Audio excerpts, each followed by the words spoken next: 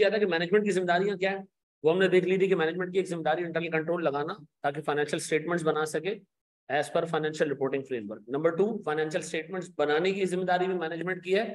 और sir financial statement और audit से रिलेटेड सारी इंफॉर्मेशन, सारे पर्सनल और जितने जो है वो लोकेशंस हैं, जिस जगह पे ऑडिटर जाना चाहे उसको जाने की इजाजत है, जिस बंदे से मिलना चाहे मिलने की इजाजत है, और जो इन्फॉर्मेशन चाहिए मैनेजमेंट उसको प्रोवाइड करेगी। हमने ऑडिटर का ये पढ़ा था कि ऑडिटर का एक काम है, बस एक काम हमने पढ़ा था, वो क्या है, रीजनेबल एश्योरेंस देना। और रीजनेबल एश्योरेंस हम क्या देते हैं कि financial statements are free from material misstatement. ठीक है जी, फाइनेंशियल स्टेटमेंट्स बिल्कुल सही बने हुए हैं, उसमें कोई बड़ा मसला नहीं है। और सर ये हम देते हैं एक रिपोर्ट की फॉर्म में, ऐसा। अच्छा, अब जरा गौर से देखना मेरे बच्चों, ऑडिटर की कुछ और रिस्पॉन्सिबिलिटीज भी हैं। ये रिस्पॉन्सिबिलिटीज एक अटेम्प्ट में 9 मार्क्स की आ चुकी हैं, 9 मार्क्स की। ठीक है जी, other responsibilities other than report. ठीक है जी, और ये आईकैप की किताब में एक छोटे से कोने खुदरे में लिखी हुई है, जिसको कोई भी नहीं देखता, ना कोई पढ़ के जाता है। ठीक है जी, उस पर 11 मार्क्स का सवाल आया हुआ। ठीक है जी, आए जरा देखते हैं वो है क्या। सर कम्युनिकेट करना, ऑडिटर की दूसरी जिम्मेदारी क्या है, कम्युनिकेट करना। किससे और क्या क्या चीजें, किस बंदे से क्या कम्युनिकेट करना, वो हमने देखना है। ठीक है जी, ऑडिटर सर सबसे पहले जब ऑडिट करने जाता है ना, तो दोज चार्ज विद गवर्नेंस यानी डायरेक्टर, आइंदा के बाद जब मैं ये नाम बोलूं ना, दोज चार्ज विद गवर्नेंस, इसका मतलब क्या होगा, इसका मतलब क्या होगा, चलो इसको भी मैं जरा एक्सप्लेन कर देता हूं। दोज चार्ज विद गवर्नेंस होता क्या है, बोर्ड में देखना दोस्त, आइंदा के बाद ताकि हमें सारी चीजें ना भेजे में रहेंगे। देखो ये कंपनी का बोर्ड है, एक बोर्ड में, बोर्ड ऑफ डायरेक्टर्स में तकरीबन 6 से 7 डायरेक्टर्स होते हैं। ठीक है जी, बड़ी कंपनीज में 10 भी होते हैं, छोटी कंपनीज में 4-5 भी होते हैं। ठीक है जी, ये है सर 6-7 डायरेक्टर्स हैं। ठीक है जी, ये क्या करते हैं जनाब, ये कंपनी के बड़े शेयर होल्डर भी हैं और इसमें कुछ इंडिपेंडेंट डायरेक्टर्स भी हैं। ठीक है जी, इनको अपॉइंट किया किसने, शेयर होल्डर्स ने, ताकि ये कंपनी के बिजनेस को लुक आफ्टर कर सके। अच्छा, ये सारे डायरेक्टर्स कंपनी में नहीं बैठते, ये नहीं देखते बिजनेस, बिजनेस देखता है सर इनके नीचे जो मैनेजमेंट होती है। अच्छा, मैनेजमेंट का जब मैं वर्ड इस्तेमाल करूंगा ना, जब भी मैं मैनेजमेंट का वर्ड इस्तेमाल करूंगा ऑडिट के लिए, तो उसमें डायरेक्टर्स भी शामिल है, लेकिन इन सब्सटेंस मैनेजमेंट और डायरेक्टर अलग अलग है। डायरेक्टर कौन है सर, जिनके ऊपर गवर्नेंस की जिम्मेदारी है, जो पूरे बिजनेस को चला रहे हैं, देख रहे हैं, ओवरलुक कर रहे हैं। लेकिन जेन्युइनली बिजनेस में जो बंदा काम कर रहा है वो मैनेजमेंट है। मैनेजमेंट कौन होगी, CFO, head of operations, sir head of marketing, head of HR. ठीक है जी, ये सारे डिपार्टमेंटल हेड्स कौन होंगे हमारे, ये हमारी मैनेजमेंट होगी। इसके नीचे क्या होगा सर, हमारे एम्प्लॉइज होंगे। ऐसा ऐसा ही दोस्त, मुझे एक बात बताएं, डायरेक्टर्स बैठते कहाँ हैं सर, अपने घरों में बैठते होंगे। कुछ डायरेक्टर्स ऐसे हैं जो कंपनी के बिजनेस में इन्वॉल्व होते हैं, उनको हम कहते हैं एग्जीक्यूटिव डायरेक्टर्स। कौन होते हैं वो, लेकिन सर हार्डली 1-2 डायरेक्टर्स ऐसे होते हैं जो एग्जीक्यूटिव पोजीशन पे होते हैं, बाकी सारे क्या होते हैं सर, नॉन एग्जीक्यूटिव, घर में बैठे हैं सर। तो ये फिर कंपनी का ऑपरेशन कैसे देखते हैं सर, हर क्वार्टर एंड पे एक डायरेक्टर्स की मीटिंग होती है, जिसमें क्वार्टर के रिजल्ट्स जो है वो शेयर होते हैं, फाइनेंशियल स्टेटमेंट शेयर होती हैं, वो देखती है, वो देखी जाती है। तो इसका मतलब है सर, ये बंदा डेली बेसिस पे डायरेक्टर्स मौजूद नहीं है, तो फिर डेली बेसिस पे नीचे जो मैनेजमेंट काम कर रही है इसको कौन देखता है ना सर, एक इंटरनल ऑडिट डिपार्टमेंट होता है। क्या होता है, इंटरनल ऑडिट डिपार्टमेंट। आंखें हैं किसकी, बोर्ड की। बोर्ड एक इंटरनल ऑडिट डिपार्टमेंट बनाता है, इंटरनल ऑडिटर को अपॉइंट करता है कि बेटा जो मैनेजमेंट और एम्प्लॉइज काम करेंगे दिन भर वो आपने देखना है और आपने मुझे रिपोर्ट करना है। इंटरनल ऑडिट को कौन अपॉइंट करता है, डायरेक्टर्स अपॉइंट करते हैं। रिपोर्ट किसको करता है, वो डायरेक्टर्स को करता है, वो मैनेजमेंट को रिपोर्ट नहीं करता, मैनेजमेंट उसको अपॉइंट नहीं करती।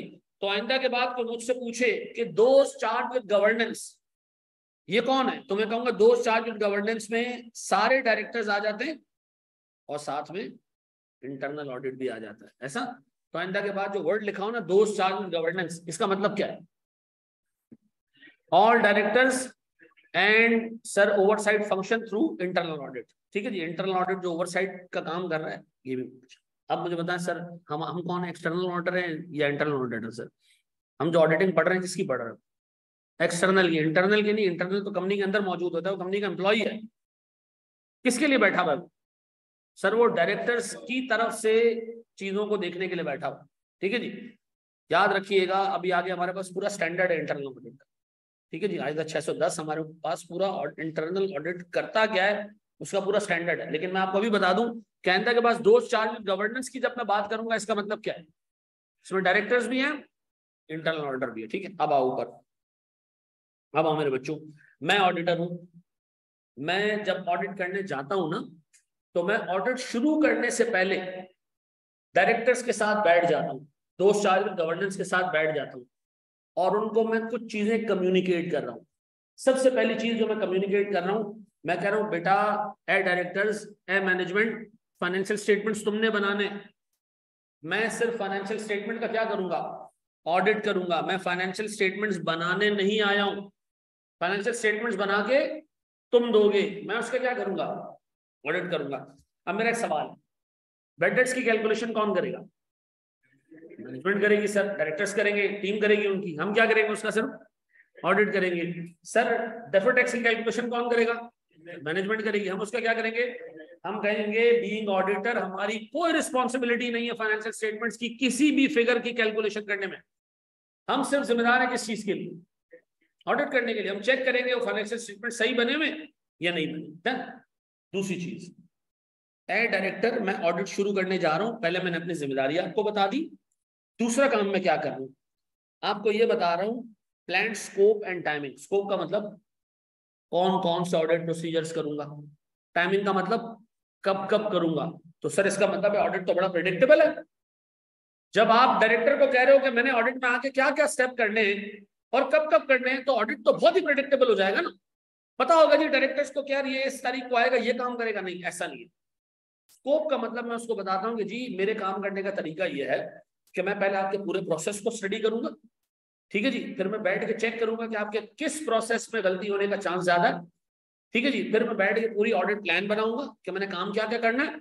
और मैं सर आपके 4 वेयर हाउस है, सब पे जाके इन्वेंट्री काउंट करूंगा, आपकी 5 जगह पे मशीनरी पड़ी, मैं सब जाके जगह मशीनरी चेक करूंगा।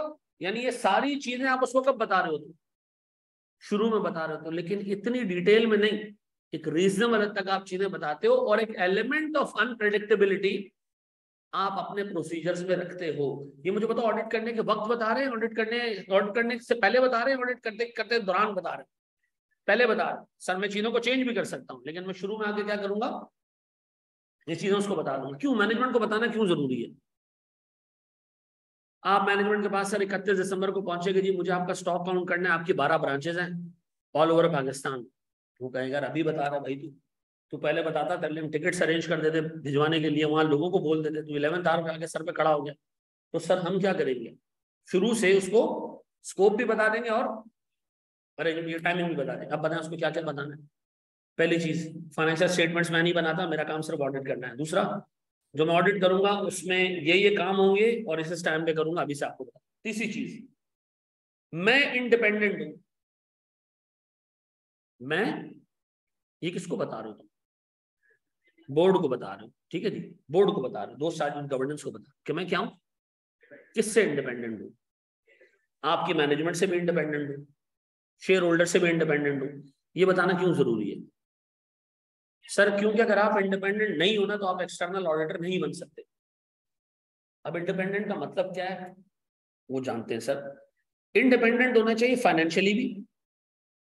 फाइनेंशियली का मतलब मुझे कंपनी से कोई ऐसी चीज नहीं मिलती हो कि जो मेरे ईमान को खराब करे, पैसों वैसों की बात हो रही है, दोस्ती यारी ना हो टीम के साथ, मैनेजमेंट के साथ, डायरेक्टर्स के साथ रिश्तेदारी ना हो, ठीक है जी।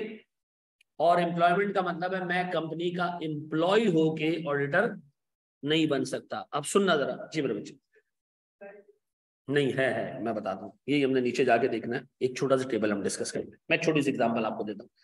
एक कंपनी के ऑडिट पे ना, मैं 5 साल से जा रहा हूँ, कितने साल से, 5 साल से। हमारे कोड ऑफ एथिक्स के अंदर एक नंबर लिखा हुआ है कि एक बंदा, एक मैनेजर एक सर्टेन नंबर ऑफ ईयर्स तक एक क्लाइंट का ऑडिट कर सकता है, इसके बाद आपको उसको चेंज करना है। क्यों, मैं तुम्हें अपनी पर्सनल एग्जांपल देता हूँ, दूर की नहीं। मैं जाता था यूबीएल ऑडिट करने के लिए, 1 साल गया, दूसरे साल गया, तीसरे साल गया, मेरी आर्टिकल्स खत्म होने वाली थी, वहीं मुझे जॉब ऑफर हो गई। ऑडिट चल रहा है, जॉब ऑफर हो जाती है, बेटा ऑडिट कंप्लीट करके इधर ही आ जाइए। अब मुझे एक बात बताओ, मेरा एक एम्प्लॉयर है मेरी फर्म, मेरा एक प्रपोज्ड एम्प्लॉयर है यूबीएल। यूबीएल से मुस्तकबिल में पैसे आने के पीएमजी ने जाना है, मेरी लॉयल्टी किसकी तरफ होगी, खुद सोचो, है या नहीं है? तो सर मना करता है, इसलिए ऑडिट जो एथिक्स का वो स्टैंडर्ड है मना करता है कि जी आप कभी भी एक लंबे टाइम तक, दूसरा मैं आपको बताता हूँ, एक बड़ी छोटी सी चीज है लेकिन समझने के लिए हो रहेगी। मैं एक क्लाइंट पे जाता था ऑडिट करने के लिए, ये फोरम है ना, इस पे एक क्लाइंट हुआ करता था JS अबैमको, जहांगीर सिद्दीकी का नाम सुना? इनके फर्म होते थे, इनके फंड्स होते थे, अब उसका नाम हो चुका है JS फंड्स, ठीक है। इनके फंड्स होते थे, तो हम ऑडिट करने जाते थे। अब मेरी बड़ी अच्छी दोस्ती है वहाँ, उसके CFO, जो इवन CFO है वो अपना स्टूडेंट है, ठीक है ना। तो उनके उस वक्त जो चीफ एग्जीक्यूटिव थे, CFO थे, सबसे दुआ सलाम, सबसे दोस्ती यारी, ठीक है जी। कोई गलती भी होती थी हम उनकी हेल्प करते थे सही करने में। एक दफा ऑडिट, दूसरी दफा ऑडिट, तीसरी दफा ऑडिट, फैमिली फ्रेंड्स हो गए सर, उनकी फैमिली हमारे यहाँ आ रही है, हमारी फैमिली उनके यहाँ जा रही है। अब तुम खुद सोचो कितना क्लोज एसोसिएशन हो और उसकी गलती निकल है, तो आप क्या अनबायस्ड रह पाओगे? नहीं सर, आप कहोगे नहीं यार भाइयों जैसा दोस्त है, चलो कुछ गुजारा करो। तो मना करता है ऑडिटिंग स्टैंडर्ड्स के, जहां आपकी एथिक्स कॉम्प्रोमाइज हो रही हो, इंटेग्रिटी कॉम्प्रोमाइज हो रही हो, फाइनेंशियल रीजन की वजह से, पर्सनल रीजन की वजह से, या एम्प्लॉयमेंट की वजह से, तो आप ये डे वन पे ऑडिटर को चाहिए कि डायरेक्टर्स को बता दें। अच्छा, कुछ चीजें ऐसी हैं जिसमें आप इंडिपेंडेंट नहीं होते वक्त भी, आपको लॉ टाइम दे देता है। आपको लॉ क्या करता है? टाइम देता है कि आप इंडिपेंडेंट नहीं हो at the time of appointment, थोड़ा सा टाइम लेके इंडिपेंडेंट हो जाओ। जैसे मेरे पास कंपनी के शेयर्स पड़े हुए, क्या मैं ऑडिटर बन सकता हूँ? हाँ, अगर आपके पास किसी कंपनी के शेयर्स है ना, आप उसके ऑडिटर बन सकते हो, लेकिन 90 डेज के अंदर आपने वो शेयर्स क्या करने हैं? बेच देने। अगर आप ऐसा नहीं करोगे, तो मेरे पास एक कंपनी के 20% शेयर्स हैं, उस कंपनी को लॉस होगा तो मेरे भी शेयर की वैल्यू नीचे जाएगी, तो मैं कभी लॉस होने दूंगा उसको? नहीं सर। तो आपको लॉ कहता है कि जी आप क्या करें, अपॉइंटमेंट पे अगर आपके पास शेयर्स पड़े हुए हैं, आप उसको क्या करें 90 डेज के अंदर। अब ये हमने ना पूरा एथिक्स का पूरा चैप्टर है जो हमने पढ़ना है, कि कब एक ऑडिटर इंडिपेंडेंट होता है और कब नहीं होता। उसकी कुछ छोटी छोटी एग्जांपल्स मैं आपसे शेयर करना चाह रहा हूँ जी।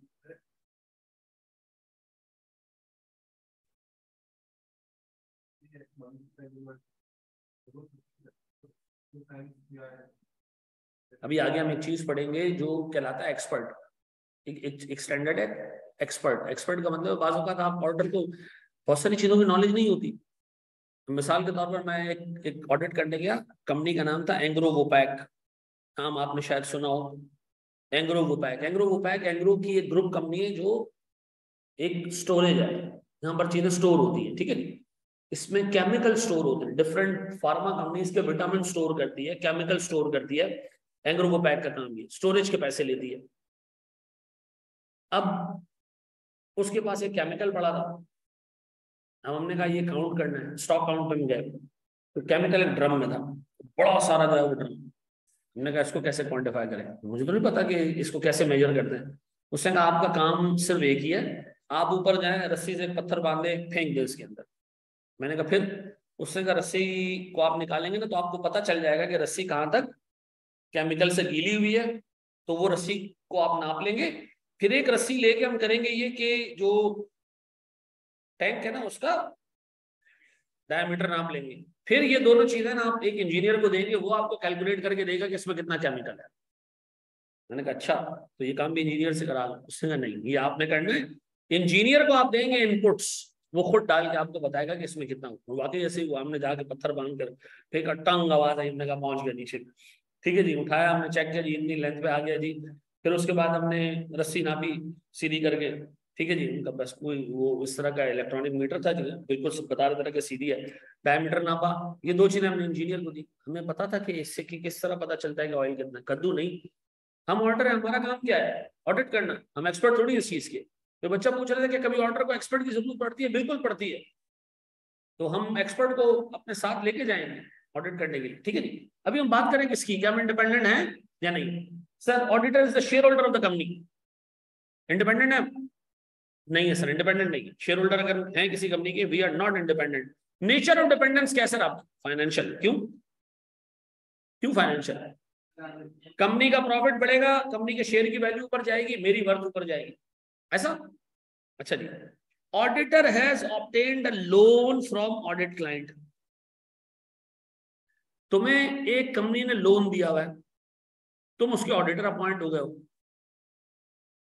तुमने थोड़ी सी उसको तड़ी लगानी है कि तुमने गलती किया, वो कहेगा लोन वापस का, तेरी ऐसी की तैसी है या नहीं है? क्या आपकी आपकी इंटेग्रिटी कॉम्प्रोमाइज होगी यहाँ पे? स्टैंडर्ड मना करता है, अगर आपने किसी कंपनी से लोन लिया हुआ है आप उसका ऑडिटर नहीं बन सकते हो, अनलेस के लोन देना उसका बिजनेस हो। जैसे बैंक है, मैंने बैंक से लोन लिया है, नॉर्मल टर्म्स पे लिया, तो मैं ऑर्डर बन सकता हूँ, कोई मसला नहीं। लेकिन अगर मैं किसी कंपनी से जिसका काम मोटर बना के बेचना है, उससे अगर मैं लोन ले लूं और फिर मैं उसका ऑडिटर बनूं, नहीं अलाउ। तो सर हम कहेंगे जी हम इंडिपेंडेंट नहीं है, क्योंकि रीजन क्या है? Financial. Auditor and one of the directors of the company are partners in a business। मैं और जिस कंपनी का मैं ऑडिट करने जा रहा हूं उसका एक डायरेक्टर जो है वो मेरा पार्टनर है। अब बताएं सर, क्या ऐसा हो सकता है कि मैं डायरेक्टर को जाके कहूं अपना जो बिजनेस है वो बाहर, लेकिन इस बिजनेस में मैं तेरा ऑडिटर हूं, यहां मैं तेरी बजाऊंगा? नहीं, नहीं हो सकता सर, सीधी बात है। एथिक्स कभी भी कॉम्प्रोमाइज, मतलब आप एथिक्स तो हमेशा कॉम्प्रोमाइज नहीं किया। तो सर हम कहेंगे जनाब हम इंडिपेंडेंट नहीं है, और इसका रीजन पर्सनल भी है और इसका रीजन फाइनेंशियल भी है। क्यों? मैं कभी भी नहीं चाहूंगा उसको इस वेंचर में नुकसान दूं और अपने उस वेंचर के हालात खराब करूं। मैं ऑडिट के अंदर कोई ऐसी चीज निकालूं और वो मुझे कहे ठीक है फिर हमारा वो बिजनेस ठप, वो बिजनेस हम बंद कर रहे हैं, तो यहाँ गन करेगा मैं वहां गन करूंगा। तो अब क्या कर सकते हैं सर? हम, हमारी एथिक्स कॉम्प्रोमाइज होगी, तो सर हम इंडिपेंडेंट। सिर्फ आपको एक आइडिया दे रहा हूँ, ये सारी बातें ऑडिटर को देखना पड़ती है। कब? जब वो ऑडिटर अपॉइंट होता है उस वक्त वो चेक करता है कि जी मैं इंडिपेंडेंट हूं या नहीं। सारी चीजें करने के बाद वो जाके बोर्ड के सामने बैठता है और बताता है कि मैं इंडिपेंडेंट हूं। अगर नहीं होता तो सर ऑडिट इंगेजमेंट एक्सेप्ट ही नहीं करता ऐसा। अब बताएं जी तीसरी चीज क्या हो सकती है सर? ये छोटी छोटी examples the. Spouse of the auditor is the director of the company. अब मेरी बीवी डायरेक्टर है किसी क्लाइंट पे, डायरेक्टर है मेरी वाइफ, और मैं उधर ऑडिट करने जा रहा हूँ, मेरी घर में नहीं चलती तो उधर क्या चलेगी? ठीक है जी, तो इसका मतलब हमारा पर्सनल रीजन है। अच्छा ये फाइनेंशियल भी हो सकता है। जैसे मिसाल के तौर पर मैंने कोई गलती निकाल दी, तो उन्होंने कहा जी आपकी वाइफ जो डायरेक्टर है इनको हम फारिग कर देंगे, इंडिपेंडेंट डायरेक्टर है इनको हम डायरेक्टरशिप से फारिग कर देंगे। तो अब मेरे लिए क्या बन गया एकदम? यार पैसे आ रहे हैं अच्छे खासे, इंडिपेंडेंट डायरेक्टर को तनख्वाह मिलती है, आंखें बंद कर लो। तो सर हम इंडिपेंडेंट नहीं है। फिर अब आप किसी क्लाइंट कंपनी के ऑडिट पे गए, हम किसी कंपनी के ऑडिट पे जाते थे, वो हमें पता है क्या देते थे? कैलेंडर, 3 रुपए वाला पेन। क्या ये वैल्यूएबल गिफ्ट्स हैं? क्या इस पे हम अपना ईमान खराब कर दें? 3 रुपए वाला पेन आपको मिल रहा है, आप एक बहुत बड़ी मिसस्टेटमेंट आपने निकाली और वो आपसे कहे वो पेन निकालो जो कल दिया था, हैं तो हम निकाल के दे दोगे 3 रुपए का पेन है। लेकिन अगर सर उसने आपको दी एक रोलेक्स की घड़ी और एक महंगी तरीन आपको सर को गिफ्ट दिया है, और हर दफा आपको सर वो गिफ्ट देता है। बाज़ औक़ात तो ऐसा होता है कि आप ऑडिट करने जाते हो और आपको एक लिफाफा दे देता है, आप बोलते हो उसमें 50,000 रुपये, हम कहते हैं कि उसने कहा सर गिफ्ट खरीदना तो समझ नहीं आ रहा था, हमने सोचा आप ही को दे दें। ठीक है जी, तो ये याद रखना इस तरह के वैल्यूएबल गिफ्ट्स एक्सेप्ट करना अलाउड नहीं है। तो सर अगर मुझे इस तरह की गिफ्ट्स मिलते रहे क्लाइंट से तो मैं इंडिपेंडेंट नहीं रहूंगा। हाँ हाँ, रिजेक्ट करना पड़ते हैं। ठीक है जी, रिजेक्ट करना पड़ते हैं। हम ऑडिट पे गए पर्ल कॉन्टिनेंटल के, ठीक है जी, इसकी पेरेंट कंपनी का नाम है पाकिस्तान सर्विसेज लिमिटेड, PSL। ठीक है जी, तो हम ऑडिट पे गए, तो उसने कहा जी हम आपको खाना खिलाते हैं। तो हमारे साथ हमारा जो है वो सुपरवाइजरी सीनियर था, उसने कहा जी खाना कहाँ खिलाएंगे आप? उसने कहा सर जहाँ हमारा पूरा मैस खाता है आप वहीं खाएंगे, आपको ये अलग तो नहीं। हमने कहा ठीक है आ जाओ, ये नॉर्मल चीज़ है। हम जाकर खाना खा लिया। 3-4 दिन के बाद उनके CFO आए, उन्होंने कहा सर हम आपको चांदनी पे खाना खिलाते। हम शुद्ध गरीब थे उस वक्त। हमने कहा ये चांदनी क्या है? उसने कहा सर ऊपर 8वें फ्लोर पे रेस्टोरेंट है, आप आए आपको मजा आ जाएगा। तो हम गए उधर, भाई वो कोई गजल वजल भी चल रही है और खाना चल रहा है और जबरदस्त किस्म का बूफे। परेशान हो गए। उधर तो ऐसे लोग बैठे थे जो छुरी काटने से विंग्स खा रहे थे ब्रो। हमने तो मुंह में डाली, हड्डियां बाहर निकाली। अच्छा, हमारे सुपरवाइजर को अगले दिन पता चला कि हमारी टीम ऊपर जाके खाना खा के आई है। उसने हमें बहुत जलील किया। उसने कहा तुम्हें किसने कहा था ऊपर खाना खाने? मैंने कहा यार CFO कह रहा था खाना खाते हैं, तो खाना खाने से कौन सा ईमान खराब होता है? उसने कहा नहीं अलाउड नहीं है, ये महंगे उसमें आता है। ठीक है जी। तो अलाउड नहीं। अब इवन यार एक लिमिटेड हद तक आप छोटे मोटे गिफ्ट्स, पेन, स्टेशनरी वगैरह ये एक्सेप्ट कर सकते हो, इससे ज्यादा नहीं। अगर करते हो तो सर इसका मतलब है आपका पर्सनल और फाइनेंशियल रीजन है, आप इंडिपेंडेंट नहीं है। ये नहीं करो ना कि नहीं नहीं मैं नहीं रख रहा, ये नहीं करो। क्या चीज? लिस्ट बताइए ना। हमें लॉन है, हमें जो एथिक्स का स्टैंडर्ड है ना, उसने कहा कि जी स्टेशनरी और कैलेंडर, 2-3 ही चीजें ऐसी बताइए जो लेना अलाउड है।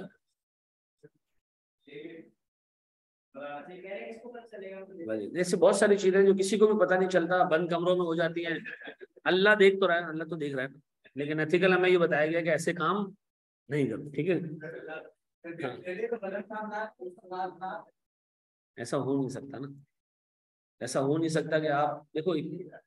अभी सुनो, एक बंदा ये कहे कि यार मैं महंगी तरीन गिफ्ट भी ले लूंगा लेकिन मैं ईमानदार रहूंगा, ये चीज पॉसिबल नहीं, ये चीज पॉसिबल नहीं है, ह्यूमनली पॉसिबल नहीं। ठीक है ना, मैं आपको दूं एक 5 लाख रुपए का गिफ्ट, और गिफ्ट ऐसा हो कि कंज्यूमेबल हो, आप कंज्यूम भी कर दो, और कल आप निकालो मेरी कोई गलती ऑडिट के अंदर, और मैं आपके साथ बैठा हूँ और मैं कहूँ अच्छा 5 लाख का गिफ्ट खा लिया तूने, और अब हमें तुम्हें नजरें दिखा रहा है, ये तेरी तस्वीर है मेरे पास, ये तूने लेते हुए तुम्हारी तस्वीर है जो तुम गिफ्ट ले रहे थे। नहीं, हमेशा जो है वो याद रखिएगा। अच्छा, बेईमानी की कोई लिमिट नहीं है। तो बंदा कहे कि एक बंदे ने अपने बच्चों के नाम पे शेयर लिए होते हैं, बालिग बच्चों के नाम पे, मसला नहीं है, बालिग बच्चों के नाम पे आप शेयर ले सकते हैं, और लिए होते करते हैं बेईमानी, 2 नंबरी करते हैं लोग। लेकिन हम पढ़ रहे हैं ऑडिटिंग किसके हिसाब से? ईमानदार आदमी के हिसाब से। ठीक है जी, फिर आप ऑडिटर मतलब विड्रॉ कर लो फिर। ठीक है ना जी, बड़े हम आगे जी।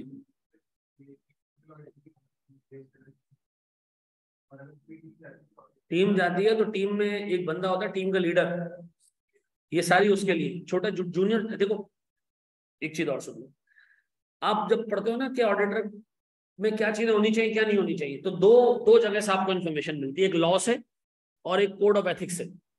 किसे? लॉ से, कोड ऑफ एथिक्स से। लॉ अप्लाई होता है सिर्फ पार्टनर पे, सिर्फ फर्म के पार्टनर पे लॉ अप्लाई होता है बस। कोड ऑफ एथिक्स अप्लाई होता है फर्म के जूनियर तक के ऊपर। ठीक है जी, तो हम देखते हैं कि जी किस हद तक जो है वो गिफ्ट किसको दिया जा रहा है, कितनी वैल्यू का, ये सारी चीजें हम आगे जाके देखेंगे। ऐसा नहीं कि गिफ्ट टोटल हराम है, ऐसा नहीं है, मामूली लेवल के गिफ्ट्स आप एक्सेप्ट कर सकते हो। ठीक है जी, और सर ये कोड अप्लाई किस पे होता है? कोड ऑफ एथिक्स पूरी टीम पे अप्लाई होता है, लॉ होता तो सिर्फ पार्टनर पे अप्लाई। ठीक है जी। अच्छा जी, audit, long association with audit client, लंबे टाइम से आप ऑडिट करने जा रहे हो, दोस्तियां यारियां हो गई हैं, सर फिर आप इंडिपेंडेंट नहीं रहते। Reason? Person. Member of the audit team, ये पास पेपर का क्वेश्चन है, member of the audit team is engaged to the daughter of one of the directors. हाँ जी, आप एक टीम मेंबर लेके जा रहे हो जिसने जो है ना वो, आप सीए क्वालिफाई कर रहे हो, उसने बड़ा काम कर दिया, उसने डायरेक्टर की लड़की फंसा के से कर लिया शादी, या एंगेज है वो। हाँ जी, आप बताएंगे सर आप इंडिपेंडेंट नहीं रह सकते, क्यों? सो सर को बोलेगा तू है कि आपकी गलती है, वो कहेगा कि दूसरी गलती है वो नहीं दे रहा है। नहीं सर, पर्सनल रीजन है, इंडिपेंडेंट नहीं है। ठीक है जी, एक्सटेंट ऑफ डिपेंडेंस कितना, ये एक अलग क्वेश्चन है। ठीक है जी, वो हम आगे जाके देखेंगे, लेकिन हम इंडिपेंडेंट नहीं है। 1 मिलियन तक का लोन अलाउड है पर कंपनी लॉ फॉर यूटिलिटीज, नहीं ये कुछ और ही चीज बता रहे हो बेटा जुनैद, कुछ और चीज है। ये तब अलाउड है जब कंपनी का ऑर्डिनरी कोर्स ऑफ बिजनेस हो। देखो loan ordinary course of business में अलाउड है, अगर किसी बैंक से लोन ले हम ऑडिटर बन सकते हैं, हाँ, लेकिन अगर लोन मुझे मिला हो 0% मार्कअप पे तो भी मैं नहीं बन सकता। लोन आपको उसी टर्म्स पे मिलना चाहिए जिस टर्म्स पे एक आम बंदे को लोन मिलता। लेकिन अगर एक कंपनी का बिजनेस ही नहीं है लोन देना, तो सर फिर वो आपको किसी भी रेट पे लोन दे अलाउड नहीं। ठीक है, ये हमने आगे जाके देखना, मैं सिर्फ आपको बेसिक बेसिक जो है वो बातें बता रहा हूँ जी। किसके लिए? देखो मैं सिर्फ एक चीज ये बता रहा हूँ प्यारे भाई, ये कुछ एग्जाम्पल्स हैं जिसमें ऑडिटर इंडिपेंडेंट नहीं रहता। अभी जब तुम कोड ऑफ एथिक्स पढ़ोगे ना, तो हम पढ़ेंगे जी जिन लोगों को जो सब्जेक्ट है एथिक्स के मैटर में, वो फर्म में किस लेवल पे, उसके बाद हम डिसाइड करेंगे कि ये अलाउड है या ये अलाउड अभी सिर्फ क्या बता रहा हूं, इस केसेस के अंदर आमतौर पे ऑडिटर इंडिपेंडेंट नहीं होता। अच्छा, फिर आखिरी चीज ये आपने बतानी है sir, auditor has taken responsibility for the preparation of financial statements against a fee. यहां हम एम्प्लॉय बन रहे सर, ये चीज अलाउड नहीं है। यार खुद आप फाइनेंशियल स्टेटमेंट्स बनाओ और फिर कल खुद उसी का ऑडिट करो, तो आप बोलोगे कि इसके अंदर गलती है? कभी भी नहीं बोलोगे। एम्प्लॉयमेंट रिलेशनशिप हो गया ना, वो एम्प्लॉयर हो गया ना, तो पैसे दे रहे हैं। रिलेशनशिप कौन सा बन गया? लॉयर का बन गया। Very good sir. मुझे एक बात बताओ, मैं एक कंपनी का ऑडिट करने जाऊं, उसके फाइनेंशियल स्टेटमेंट भी मैंने बनाए और ऑडिट भी मैं करूं, this is called self review threat. इतना बड़ा थ्रेट है ये चीज अलाउड ही नहीं। ऊपर पहली लाइन क्या पढ़ी हमने? पहला काम किया कि हमने जाके कहा मैं फाइनेंशियल स्टेटमेंट नहीं बनाऊंगा। उसके बाद आप कह रहे हो छप्पड़ में बना दूंगा, नहीं। अब बताइए जी, अपने डायरेक्टर्स को क्या चीजें बतानी है? मैं फाइनेंशियल स्टेटमेंट नहीं बनाऊंगा, मेरी ऑडिट की रिस्पॉन्सिबिलिटी है। नंबर 2, ऑडिट करने आऊंगा, ये काम करूंगा, इस वक्त करूंगा। तीसरी चीज, मैं इंडिपेंडेंट हूं, मैं कंपनी पे आप पे ना फाइनेंशियली डिपेंडेंट हूं, ना सर पर्सनल लेवल पे डिपेंडेंट हूं, ना मैं एम्प्लॉयमेंट लेवल पे डिपेंडेंट हूं। मैं एक एक्सट्रीमली इंडिपेंडेंट ऑडिटर हूं, मैं ऑडिट कर सकता हूं। ठीक है, ये 3 चीजें आपने कब बतानी है? शुरू में। और फिर सर चौथी चीज आपने ऑडिट करने के दौरान बतानी है, वो ये कि सर जब आप ऑडिट करने जाए ना, तो जब आप ऑडिट करने जाते हो ना, गौर से सुनना, आप कंपनी के फाइनेंशियल स्टेटमेंट्स की फिगर्स भी चेक कर रहे होते हो कि वो सही है या नहीं है, और साथ ही साथ आप ये भी चेक कर रहे होते हो कि कंपनी के कंट्रोल्स कितने स्ट्रांग हैं।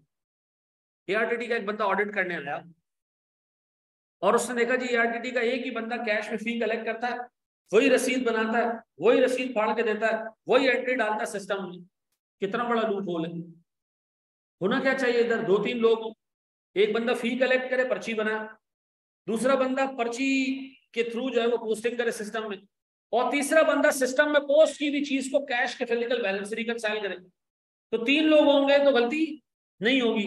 लेकिन सर अगर एक बंदा ऑडिट करने आया, उसने देखा एक ही बंदा कैश ले रहा है, वही सिस्टम में डाल रहा है, वही पर्ची बना रहा है, वही रिकंसाइल भी कर रहा है, तो सर फिर तो हो गया काम। वो दरम्यान में 2 पर्चियां गायब कर देगा, कौन रिव्यू करने वाला है? कोई भी नहीं कर रहा। इसका मतलब हमारे सिस्टम में क्या है? इंटरनल कंट्रोल सिस्टम में वीकनेस है। Auditor through out audit client को बताता जा रहा था आपका इंटरनल कंट्रोल यहाँ वीक है, आपका इंटरनल कंट्रोल यहाँ वीक है। और सर और तो सुनना, एक्सपेक्टेड मॉडिफिकेशन, ये सुन लो जरा एक चीज। मुझे एक बात बताओ, एक लॉयर के पास तुम जाते हो, ये केस है, बच्चा हमारा गिरफ्तार है, लॉयर आपको क्या कहता है? नहीं छुड़ा देंगे इंशाल्लाह ताला, टेंशन नहीं ले, केस जीत जाएंगे हम, कोई मसले वाली बात नहीं। केस चलना शुरू हो गया, हार रहे हो आप केस, वो तब भी आपको क्या कहते हैं? हौसला रखे सर, जीत जाएंगे इंशाल्लाह। डॉक्टर क्या करता है? बच जाएगा इंशाल्लाह, वो आखिरी सांसें गिरने से बच जाएगा इंशाल्लाह। कोशिश करते हैं बस एक इंजेक्शन ठोकना है, इंशाल्लाह खड़ा हो जाएगा। नहीं सर, आपने ऐसे नहीं बनना। आपने जहां देखना है कि ऑडिट रिपोर्ट के अंदर मसला आ सकता है, आपने उसी को क्लाइंट को जाके बताना है, भैया तुम्हारी ऑडिट रिपोर्ट खराब होने वाली है, लीज की अकाउंटिंग गलत की है तुम लोगों ने। अभी से बता रहा हूं, ये नहीं होगा कि जैसी ऑडिट खत्म हुआ, शेयर होल्डर्स बैठे हुए, डायरेक्टर्स बैठे हुए, आपने रिपोर्ट निकाली, ये देखें आपकी रिपोर्ट खराब है, डायरेक्टर ने उनके चमाटे मारने थे। पूरा टाइम तो ऑडिट करा था, उस वक्त नहीं बताया तूने, आज आके बता रहे हैं। सर हमने अपने डायरेक्टर्स को साथ ऑडिट के दौरान वीकनेस भी कम्युनिकेट करनी है थ्रू आउट ऑडिट, और ये भी बताना है कि सर आपकी ऑडिट रिपोर्ट में कोई मॉडिफिकेशन का मतलब क्या होता है, चेंजेस का मतलब क्या है? देखो लॉ ने एक ऑडिट रिपोर्ट बना के दी है जो ये कहती है कि फाइनेंशियल स्टेटमेंट्स बिल्कुल सही बने हुए। एक ऐसी कंपनी के लिए ऑडिट रिपोर्ट बनाई हुई है जो बिल्कुल सही है। अब ऑडिटर को कहा कि अगर किसी कंपनी में मसला हो तो आप इस स्टैंडर्ड फॉर्मेट को क्या कर दें, मॉडिफाई कर दें, उसमें लिख दें कि जी कोई मसला है। जैसे लॉ ने जो रिपोर्ट दी है उसमें लिखा है financial statements are giving true and fair view of the state of the company. ठीक है जी, अगर इसमें मसला है तो आप क्या लिखें? Financial statements are giving true and fair view except lease accounting, except bad debts. ये आपने क्या करना है सर लिख, यानी सर हमने बीइंग ऑडिटर शुरू में 3 बातें बतानी है मैनेजमेंट को, और 2 चीजें हमने थ्रू आउट ऑडिट बतानी है। वो 2 चीजें क्या है? वीकनेस इंटरनल कंट्रोल, और अगर आप रिपोर्ट खराब करने वाले हो, रिपोर्ट को आप क्वालिफाई करने वाले हो, तो आपने ये भी क्या करना है, वक्त से पहले बता देना कि भाई ये होने जा रहा है, सती होने जा रहा है, इंतजार नहीं करने का जब ऑडिट खत्म होगा तब हम बताएंगे, नहीं, ताकि अगर उसकी चीजें सही करनी है तो वो क्या कर सके, सही कर दे, आपने उसको टाइम देना। फिर सर एक ऑडिटर अपॉइंट हो गया, क्या वो ऑडिट छोड़ सकता है? हाँ सर, रिजाइन कर दे, रिजाइन कर दे।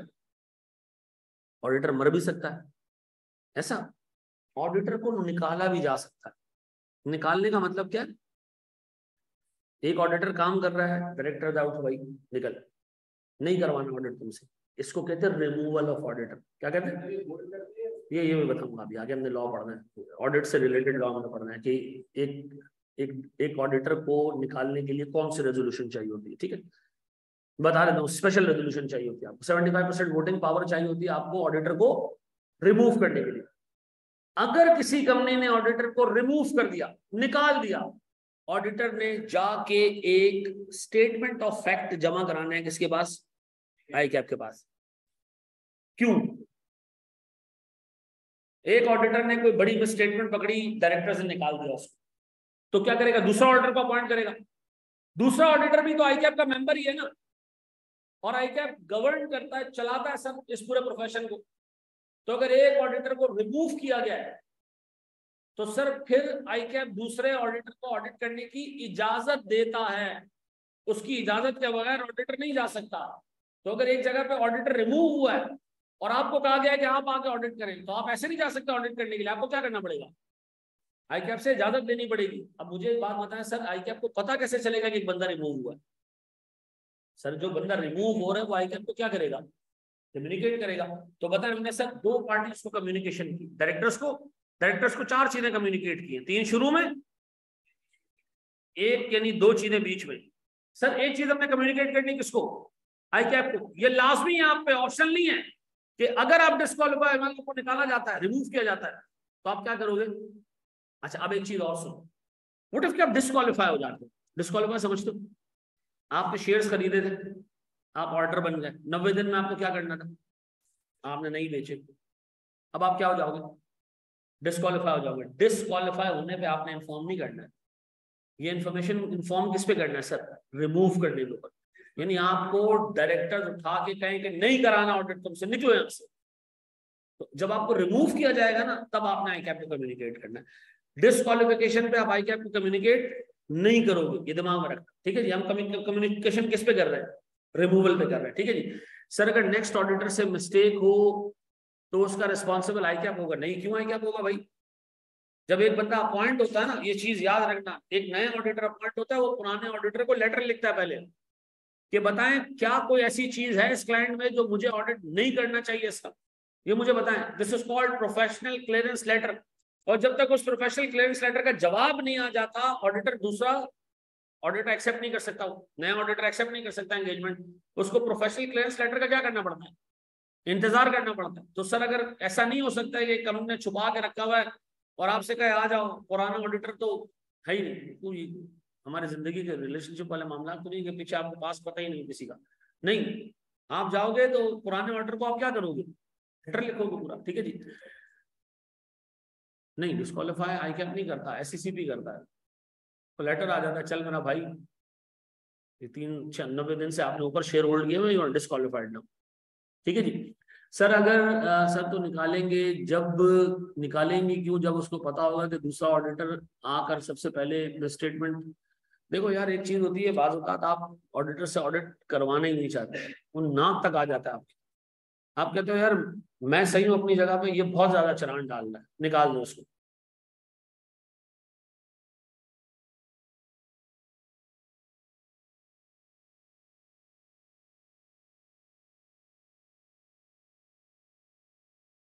ठीक है जी। तो ये ऐसी बातें मैं बंद करके बताया करूंगा। ठीक है जी। ये आइजा कहाँ से मिलेंगे? आइजा बेटा आपको ICAP से मिल जाएगा, लेकिन लेने की जरूरत नहीं, आपकी किताब की हद तक चीजें। सर वो निकालेंगे क्यों? जब हम उसको पता होगा कि दूसरा ऑर्डर, अच्छा बात होगी इस पे हमारी। ठीक है जी। पुराना वाला जान के झूठ बोले तो, मैंने एक वर्ड इस्तेमाल किया, statement of fact. Statements of fact का मतलब क्या है? एक चीज होती है ओपिनियन, एक चीज होता है फैक्ट। ये बंदा कैसा इंसान है, मैं अपना ओपिनियन दे सकता कि बड़ा ओबीडियंट बच्चा है, ठीक है जी। इसके बारे में कुछ फैक्ट्स लिखने हूँ, तो फैक्ट्स में कोई ऐसी चीज नहीं लिखूंगा जो मेरा ओपिनियन है।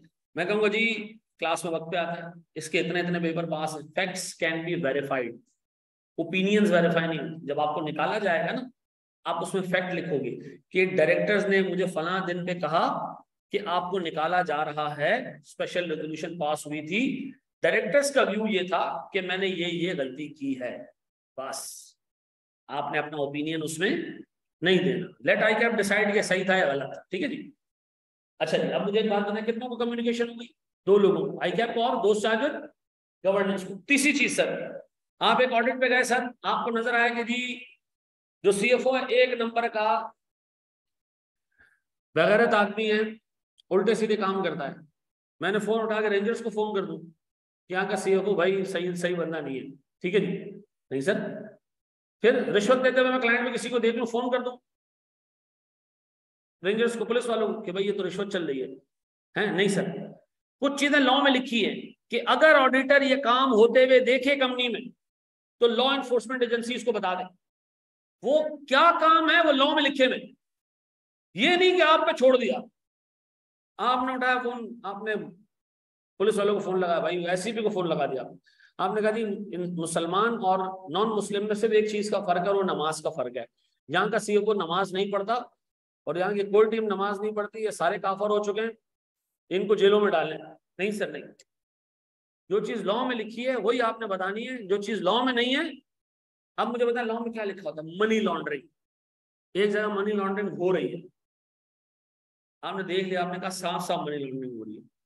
अब आपने अपने ऑडिट रिपोर्ट का इंतजार नहीं करना, आपने सीधा सीधा फाइनेंशियल यूनिट जो है ना एससीपी का, जो फाइनेंशियल मॉनिटरी यूनिट है, आपने उसको फोन करना है कि जी यहाँ हो रही है मनी लॉन्ड्रिंग, मेरे पास सबूत भी मौजूद है, ठीक है जी, और मेरे ऊपर ये रिस्पॉन्सिबिलिटी है कि मैं क्या करूं, आपको बताऊं। ये याद रखना, ये हम ऐसा नहीं कि फी सबिलिल्लाह कर रहे हैं, नहीं, हमारी जिम्मेदारी है ये, लॉ ने जिम्मेदारी लगाई है कि जी जहां मनी लॉन्ड्रिंग होगी वहां आपने क्या करना है, रिपोर्ट करना है। जकात, कंपनी की जकात कटती है, जकात एमिशन ऑर्डिनेंस के हिसाब से वो जकात फंड में जमा होती है।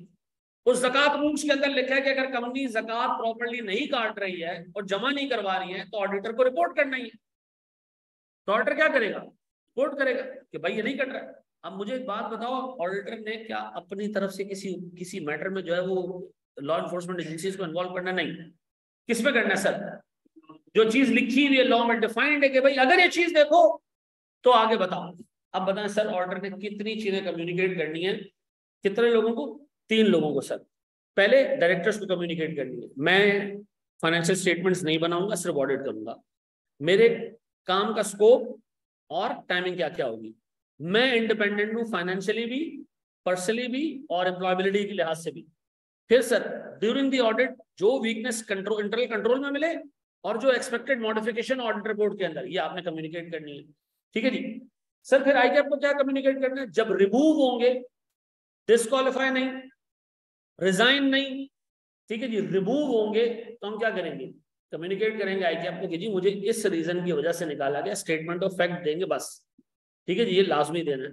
और sir auditor shall communicate all the relevant facts found in an audit, ठीक है जी। और वो भी रेलेवेंट का मतलब क्या सर? जो लॉ में डिफाइंड होंगे, ये चीज अगर ऑडिटर देखे तो बताए। अब आप रात को ऑडिट करते हुए आप रात में किसी लेट निकले, आपने देखा सीएफओ सीईओ सब मिलके एक चादर के नीचे जो है वो हेरोइन पी रहे हैं, आपने कहा तो बड़ा अनएथिकल काम है, आप निकल जाना है वहां से, वो साथ में बैठना है तो बैठ जाओ, ठीक है जी। अदरवाइज ये आपने किसी पुलिस वाले को कम्युनिकेट नहीं करना, ठीक है जी। Letter of clearance in case of removal है, बिल्कुल लेटर ऑफ क्लियरेंस आपको डिस्क्वालीफाई कब कब हो सकता है, आगे हमने कोई 9 केसेस देखने जिसमें ऑडिटर क्या हो सकता है, डिस्क्वालीफाई हो सकता है जी।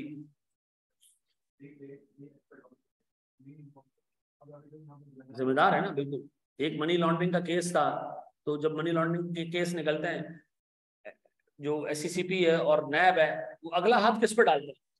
ऑर्डर पे डालते हैं, तुम क्या कर रहे थे उधर, ठीक है जी। फिर ऑर्डर जस्टिफाई करता है कि यार देखिए मैं फ्रॉड नहीं पकड़ सकता, मैं ये नहीं कर सकता, मैं ये, लेकिन उसको कहा जाता है कि अगर तुमने देख ली कोई ऐसी चीज तो तुमने इन्फॉर्म जरूर कर दे। जी बेटा।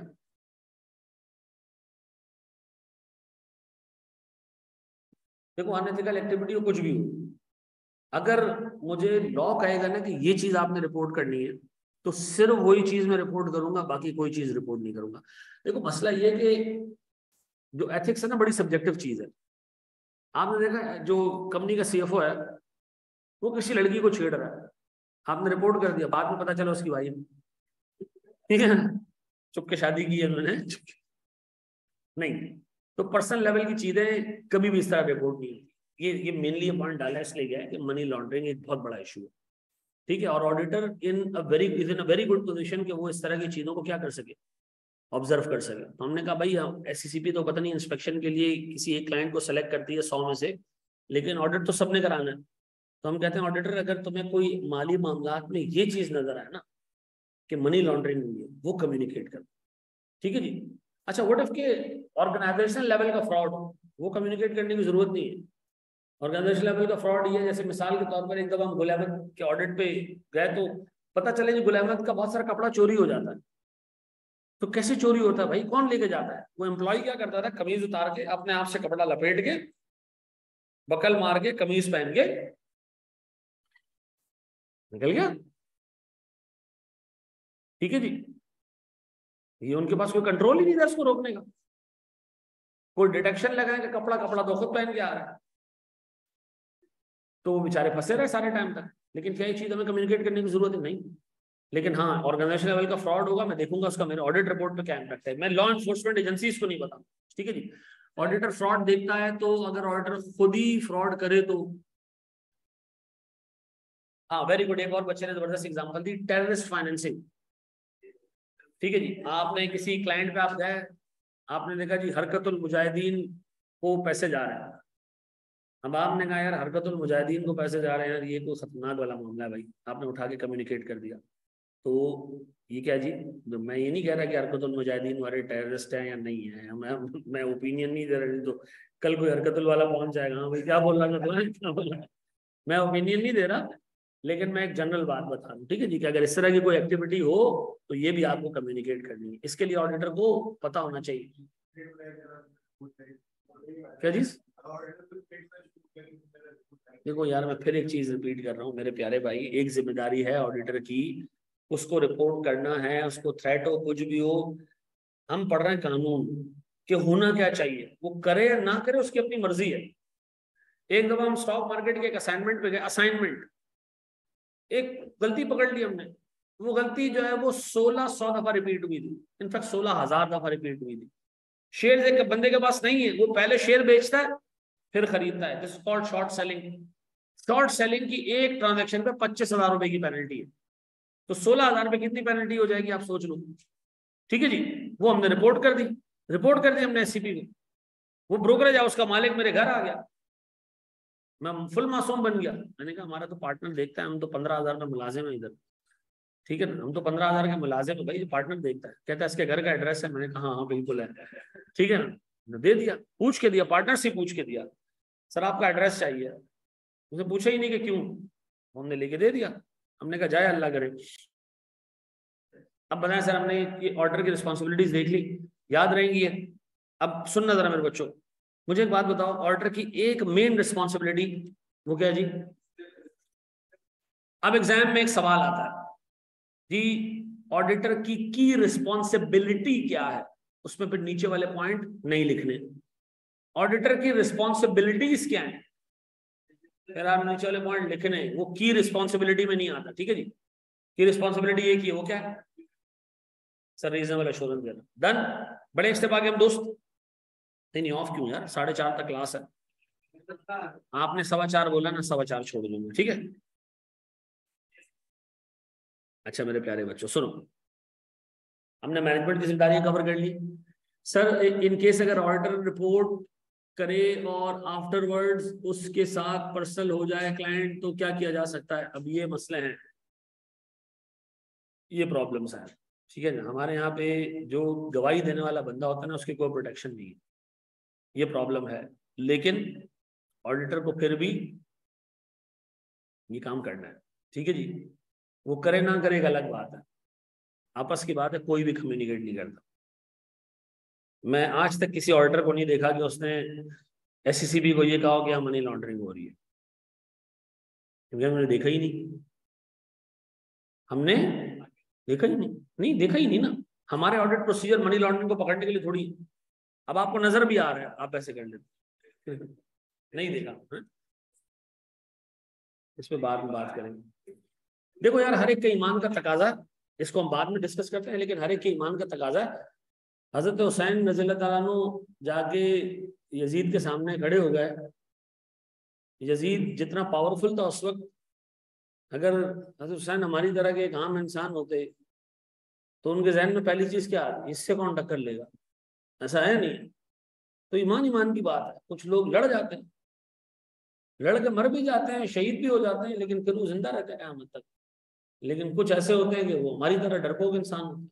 बहुत सारे लोग ऐसे ही होते हैं जो इग्नोर कर देते चीजों को। तो खैर हम इस पे कोई बहस नहीं कर रहे, लॉ में ये लिखा है कि आपने करना है, सही है ना, आपकी मर्जी, आप करो या नहीं करो। अच्छा जी, एग्जाम में सवाल आता है जी, अश्योरेंस एंगेजमेंट के कितने एलिमेंट्स हैं? अश्योरेंस एंगेजमेंट ऑडिट की बात हो रही है, इसमें ऑडिटर ने एक ओपिनियन देना है, अश्योरेंस देनी है। स्टैंडर्ड कहता है जी इसमें 5 चीजें होनी चाहिए, तो तब जाके ये ऑडिट कहलाएगा। अगर इसमें से एक भी चीज मिसिंग हो तो वो ऑडिट नहीं कहलाएगा। पहली चीज, 3 लोग होने चाहिए सर। 3 लोग कौन कौन से? Share holders, management, auditor. ये 3 पार्टी रिलेशनशिप ऑडिट का, ठीक है जी, 3 पार्टी रिलेशनशिप है। फिर ऑडिट करना किसका? फाइनेंशियल स्टेटमेंट का। सब्जेक्ट मैटर कहते हैं इसको, किस क्या कहते हैं? सब्जेक्ट मैटर क्या है? Financial statements. किसके हिसाब से देखने के फाइनेंशियल स्टेटमेंट सही है नहीं? IFRS। इसको क्राइटेरिया कहते हैं, क्या कहते हैं? सूटेबल क्राइटेरिया, ऐसा। फिर क्या देख के जज करते हो कि फाइनेंशियल स्टेटमेंट सही है सही नहीं? Audit evidence. ऑडिट एविडेंस इतना जमा कर लो कि तुम अपनी बात को ऑडिटर जस्टिफाई कर सको कि तुमने जो चीजें देखी है उसके हिसाब से फाइनेंशियल स्टेटमेंट सही है या नहीं है। 3 पार्टी रिलेशनशिप। फाइनेंशियल स्टेटमेंट्स का ऑडिट करना है, ये चेक करना है कि IFRS के हिसाब से है या नहीं है। और सर ऑडिट एविडेंस जमा करना है इस फैक्ट को स्टैब्लिश करने के लिए कि फाइनेंशियल स्टेटमेंट सही है सही नहीं, और अपनी ऑब्जर्वेशन और ओपिनियन और कंक्लूजन कम्युनिकेट करना है किसके थ्रू? अब इन 5 को हमने डिटेल में देखना है, इन 5 से क्वेश्चन आएंगे पास पेपर्स, ठीक है जी। तो सबसे पहले हम देखने जा रहे हैं 3 पार्टी रिलेशनशिप, ठीक है जी। 3 पार्टी रिलेशनशिप का मतलब क्या जी? एक ऑडिट एंगेजमेंट के अंदर 3 लोग हैं, ठीक है जी। एक शेयर होल्डर है जो 2 लोगों को अपॉइंट करता है, जो 2 लोगों को अपॉइंट करता है। सर किसको? मैनेजमेंट को भी अपॉइंट करता है बिजनेस चलाने के लिए, और ऑडिटर को अपॉइंट करता है किसके लिए? सर फाइनेंशियल स्टेटमेंट्स का ऑडिट करने के लिए। मैनेजमेंट क्या करती है? बिजनेस करने के साथ साथ फाइनेंशियल स्टेटमेंट्स प्रिपेयर करती है, किसके लिए? शेयर होल्डर्स के लिए, ऑडिटर के लिए नहीं, शेयर होल्डर के लिए। फिर अच्छा, ऑडिटर क्या करेगा? इसी फाइनेंशियल स्टेटमेंट्स का ऑडिट करेगा और अपना ओपिनियन एक ऑडिट रिपोर्ट के थ्रू शेयर होल्डर्स को देगा, मैनेजमेंट को नहीं देगा। ऐसा, ये बड़ी बेसिक सी बात हमने पढ़ी हुई है। शेयर होल्डर ने 2 लोग अपॉइंट किए, एक का काम बिजनेस चलाना है, फाइनेंशियल स्टेटमेंट्स बनाना, दूसरे का काम उसको ऑडिट करना। फाइनेंशियल स्टेटमेंट्स किसको दिए जाते हैं? शेयर होल्डर्स को। कौन देता है? मैनेजमेंट देती है। बनाए किसने? मैनेजमेंट ने। देना भी किसको है? शेयर होल्डर्स को, ये उसकी जिम्मेदारी। ऑडिटर का काम क्या है? फाइनेंशियल स्टेटमेंट्स का ऑडिट करने के बाद उस पर रिपोर्ट देना। रिपोर्ट किसको देना? सर शेयर होल्डर्स को देना। मैनेजमेंट और ऑडिटर का आपस में कोई ताल्लुक नहीं है, ठीक है जी। इंटरनल ऑडिट नहीं, एक्सटर्नल ऑडिट की बात होती है। इंटरनल ऑडिट तो पार्ट है मैनेजमेंट का, इंटरनल ऑडिट तो डायरेक्टर्स का पार्ट है, तो कंपनी का पार्ट है, ठीक है जी। वो कभी भी अपनी कोई रिपोर्ट शेयर होल्डर्स को नहीं देता। इंटरनल ऑडिट सारी रिपोर्टें किसको देता है? डायरेक्टर्स को, ठीक है जी। अच्छा जी, अब गौर सुनना मेरे बच्चों, गौर सुनना। ये चीज हम पढ़ने जा रहे हैं, आखिरी चीज हम पढ़ेंगे, इस पे सवाल है पास पेपर में, और सवाल में आपको नीचे दिखा रहा। सर 3 पार्टीज हैं, कौन कौन? शेयर होल्डर्स, मैनेजमेंट और ऑडिटर। अब इनकी तीनों की आपस में क्या ताल्लुकात है वो सुन लें। सबसे पहला ताल्लुक मैनेजमेंट और शेयर होल्डर्स के बीच में। किसमें? मैनेजमेंट और शेयर होल्डर्स के बीच में ये 3 ताल्लुकात है। मैनेजमेंट शेयर होल्डर्स की स्टीवर्ड है।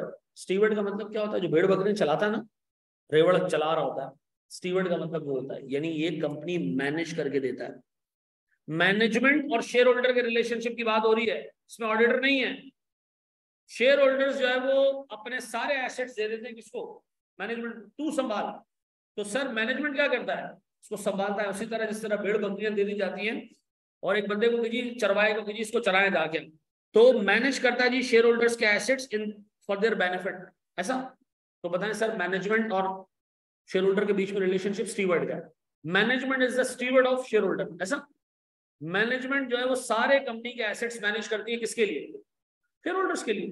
फिर एजेंट, जब कंपनी बनती है ना दो डॉक्यूमेंट्स बनते हैं, जब कंपनी बनती है, ऑडिटर को भाड़ा में डालो इस वक्त, कंपनी बनती है दो डॉक्यूमेंट्स बनते हैं, कौन से, मेमोरेंडम ऑफ एसोसिएशन और आर्टिकल्स ऑफ एसोसिएशन। ये दो डॉक्यूमेंट होते हैं कि कंपनी को चलाना कैसे, कंपनी की लायबिलिटी कितनी कितनी लिमिटेड होगी नहीं होगी, कंपनी का हेड ऑफिस कहाँ होगा, कंपनी के बिजनेस ऑब्जेक्टिव्स क्या होंगे, कितने डायरेक्टर्स होंगे, सारी बातें उसके अंदर लिखी हुई होगी। कंपनी का नाम क्या होगा, रजिस्टर्ड ऑफिस कौन सा होगा, ठीक है जी, कंपनी का नेचर ऑफ बिजनेस कितना होगा, कौन कौन सा बिजनेस कंपनी कर सकती है, कौन कौन सा नहीं कर सकती, ये सारे क्या होते हैं, ये दोनों चीजें क्या कहलाती है, कॉन्स्टिट्यूटिव डॉक्यूमेंट्स। कौन क्या कहलाती है, जो कंपनी को कॉन्स्टिट्यूट कर रही है, बना रही है, ये दो डॉक्यूमेंट्स कहलाते हैं। ये दो डॉक्यूमेंट्स बनाते कौन है, शेयर होल्डर्स, डायरेक्टर्स, ऐसा, जिन्हें मेजर शेयर होल्डर्स होते हैं, और ये दे दी जाते हैं मैनेजमेंट को कि तुमने कंपनी इसके हिसाब से चलानी।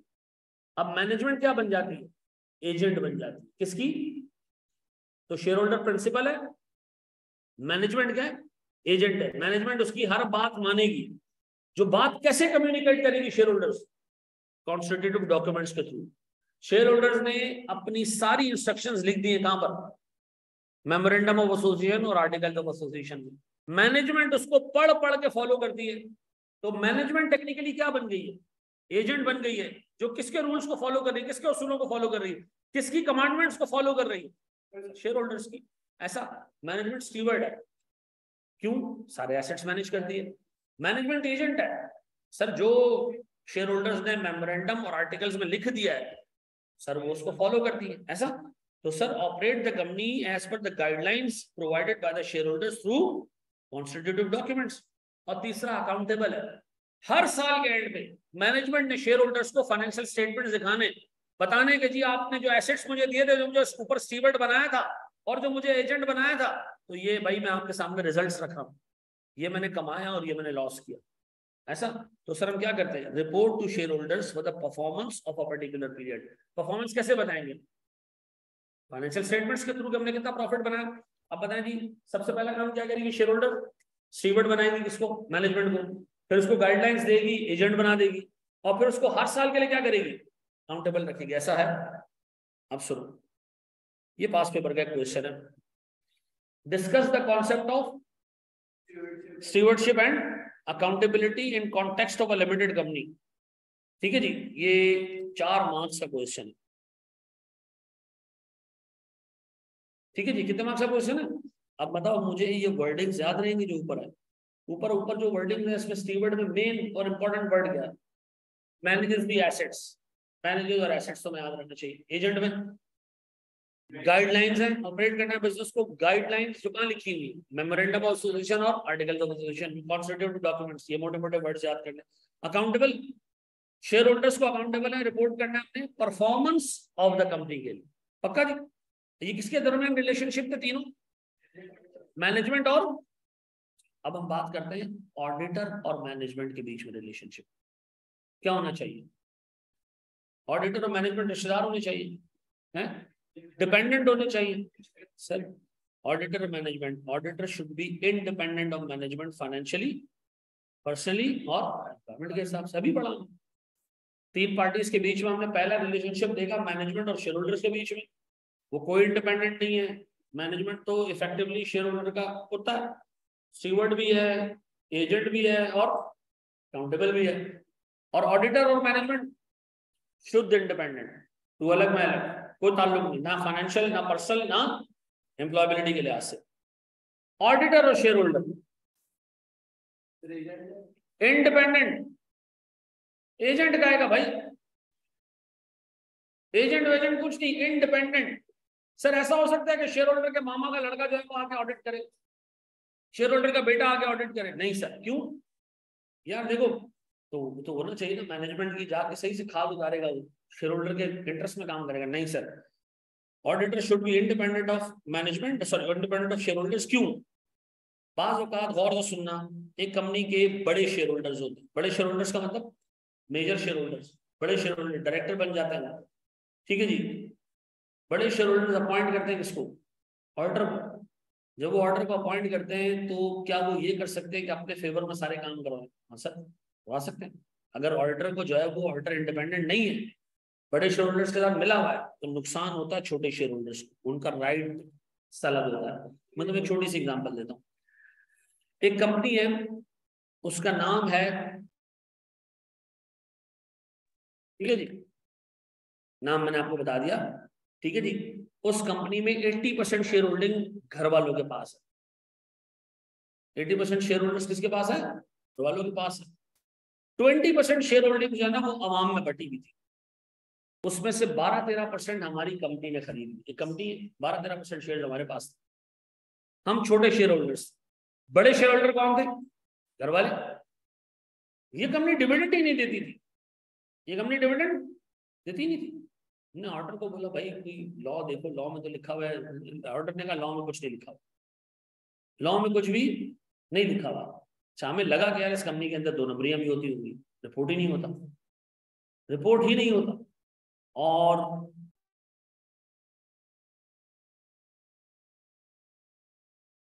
खैर वो हमने बाद में रिपोर्ट कर दी, हमें हमारे शेयर उनसे खरीद लिए गए, ठीक है जी। लेकिन ऑडिटर कभी भी अगर कंपनी के साथ इंडिपेंडेंट नहीं होगी ना, शेयर होल्डर्स के साथ, बड़े शेयर होल्डर्स के साथ, तो छोटे शेयर होल्डर्स का हमेशा नुकसान होगा।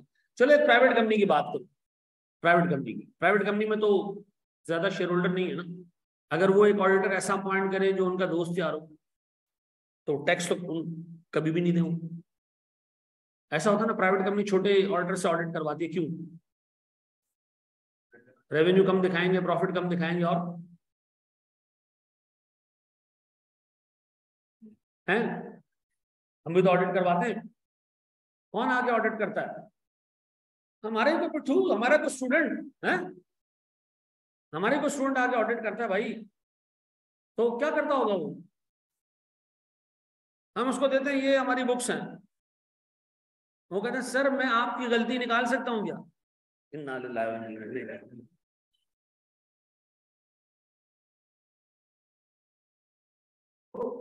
याद रखना भाई, जो कंपनीज शेयर होल्डर्स ऑडिटर उनसे अगर इंडिपेंडेंट ना हो, तो फिर जो रेगुलेटर है उसको ना टैक्स मिलेगा, ना छोटे शेयर होल्डर्स को राइट्स मिलेंगे। बड़े शेयर होल्डर जिस तरीके से कंपनी को चलाना चाहें चलाते रहेंगे। जिन्होंने ऑर्डर को अपॉइंट किया, ऑर्डर तो कुछ नहीं बताएगा उनके बारे में। तो बताएं सर, 2 लोगों के बीच में रिलेशनशिप इंडिपेंडेंट, ऑडिटर का शेयर होल्डर से भी कोई ताल्लुक नहीं, ऑडिटर का मैनेजमेंट से भी कोई ताल्लुक, पक्का? अब अगर मैं तुमसे पूछूं मैनेजमेंट से ताल्लुक नहीं होना चाहिए, ताल्लुक का नेचर क्या बताएं? लॉ में पर्सनल भी नहीं होना चाहिए, फाइनेंशियल भी नहीं होना चाहिए, एम्प्लॉयमेंट भी नहीं होनी चाहिए। सर ऑडिटर और शेयर होल्डर इंडिपेंडेंट नहीं चाहिए, क्यों? क्योंकि सर अगर ऑडिटर मेजर शेयर होल्डर्स के साथ मिला हुआ है, तो छोटे शेयर होल्डर्स के राइट वायलेट होंगे, उनको ना वक्त पे डिविडेंड मिलेगा, ना उनकी किसी मीटिंग में से होगी, खोटे लाइन लगा के रखेंगे। फिर दूसरा सर जो रेगुलेटर है सर, उसको कभी भी प्रॉपर्ली जो है वो टैक्स नहीं देंगे, गलत इन्फॉर्मेशन जारी होगी, पक्का जी?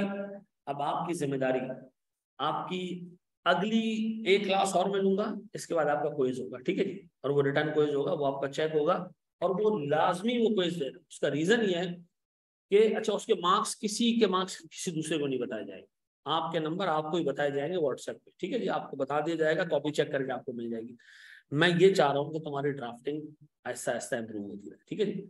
और फिर उस क्विज के जो पेपर होगा, जो क्वेश्चन होंगे, वो अगले दिन बैठ के हम यहाँ क्लास में सॉल्व करेंगे, ताकि मैं तुम्हें क्वेश्चन सॉल्व करने की टेक्निक साथ साथ बताता जाऊँ।